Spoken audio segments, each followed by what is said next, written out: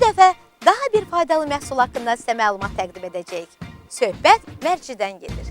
Mərci qədim vaxtlardan insanların qidalanmasına daxil idi. Mərcini Babildə, qədim Misirdə becərərdilər. Hətta qazıntılar zamanı qədim şəhərlərdə arxeologlar qablarda mərci tapırdılar.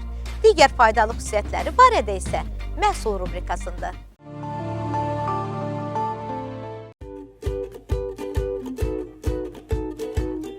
Mərci çox dəyərli qida məhsuludur. Mərcinin tərkibində asan mənimsənilən zülallar, karbohidratlar, qidalı liflər, əvəz olunmaz amin turşuları, omega 3 və omega 6 yağ turşuları, beta-karotin, E, B qrupu vitaminləri, o cümlədən fol turşusu, dəmir, sink, mis, maqnezium, fosfor və sair kimi vacib minerallar var. Mərci zülallarla olduqca zəngindir.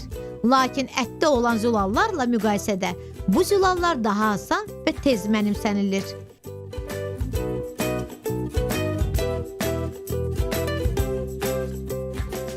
Təbii liflərlə zəngin olan mərci bağırsaqlar üçün çox faydalıdır. Mərci bağırsaqları əsaslı şəkildə təmizləyir, orada yığılan ziyanlı maddələrin xaric olunmasını sürətləndirir, qəbizlikdən azad olmağa kömək edir. Qədim zamanlarda mərci həliminin köməyi ilə qəbizliyi müalicə edirdilər. Mərcinin daim qəbulu düz bağırsaqda xərçəngin inkişafının qarşısını alır.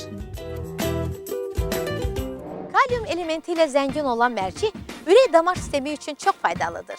Orqanizmin qan yaratma funksiyasına müsbət təsir edir. Mərci insanda tez bir zamanda toxluq hissi yaradır və bu da insanı uzun müddət ərzində tox saxlayır.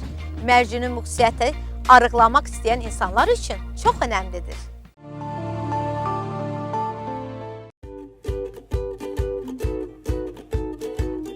Mərci qanda şəkərin səviyyəsini aşağı salır və bu səbəbdən həkimlər mərcini şəkərli diabet xəstələrinə tövsiyə edirlər. Mərci B vitamini ilə zəngindir və bu səbəbdən sinir sisteminə çox müsbət təsir edir. Həmçinin mərci nadir triptofan amin turşusu ilə zəngindir. İnsan orqanizminə düşdükdə triptofan serotonin maddəsinə çevrilir.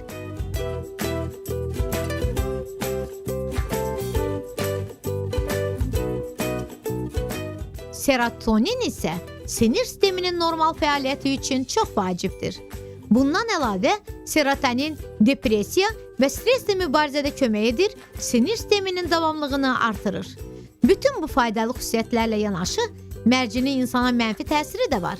Belə ki, mərci bəzi insanlarda köpə və qarın ağrılarına səbəb olur.